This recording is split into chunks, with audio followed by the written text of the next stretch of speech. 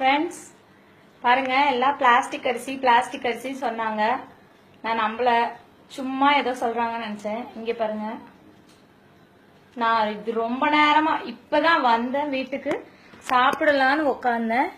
பாருங்க, தட்டுல எல்லாமே போட்டுக்கிட்டேன். அதுல இருந்து தான் ஒரு இது எடுத்திருக்கேன். கரெக்டா நான் சாப்பிடும் போது ஒரு வீடியோ போன்ல வந்தது, அதை பார்த்துட்டு இருந்தேன். பார்த்தா அது இது நான் முந்தா நேத்து வாங்கின அரிசி. இது சாப்பிடும் போது என் ஹஸ்பண்ட் சொன்னாரு, இது டேஸ்ட் நல்லா இல்ல, இது சாப்பாடு மாதிரியே இல்ல அப்படின்னு சொன்னாரு. சரி, ரைஸ் மாத்திட்டு வேற வாங்கிட்டோம். பட் ஆல்ரெடி நான் காலையில வடிச்ச சாப்பாடு இது. பாருங்க, நான் நம்பவே இல்ல. இது என்னதான் எவ்வளவு நேரமா நான் இதை பிசைறேன், இது என் கையில ஒட்டவே இல்லை.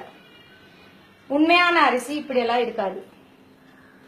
பாருங்க, நானும் இப்ப குழந்தைக்கு வாயில வைக்கலான்னு பார்த்தேன். அப்பதான் நான் பார்த்தேன் இந்த அரிசிய, இந்த சாப்பாடு இப்படி இருக்குன்றது. இப்ப ஜஸ்ட் அந்த வீடியோ வந்ததுனாலதான் நான் இப்படி உருண்டை பிடிச்சு பார்த்தேன், இல்லைன்னா நான் பார்த்திருக்கவே மாட்டேன்.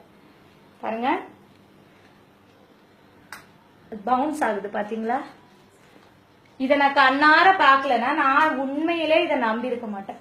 சாப்பாடுல எல்லாம் கலப்படம் பண்ணுவாங்களான்னு எனக்கு டவுட்டா இருந்தது.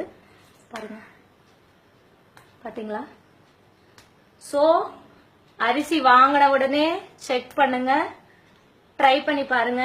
கையில இப்படி ஒட்டல, ஏதாவது ஃபங்க்ஷன் போனா கூட சாப்பாடை பிசைஞ்சு பாருங்க, கையில ஒட்டுதான்னு பாருங்க. அப்படி ஒட்டலைன்னா தயவு செய்து அதை சாப்பிடாதீங்க, குழந்தைங்களுக்கு கொடுக்காதீங்க. 2 டேஸா நான் தெரியாம இந்த சாப்பாடு தான் என் குழந்தைங்களுக்கு கொடுத்துருக்கேன். இதனால என்ன விளைவுகள் வரும்னு எனக்கு தெரியல, பயமா இருக்கு. ஸோ ப்ளீஸ் இதை ஷேர் பண்ணுங்க எல்லாருக்கும்.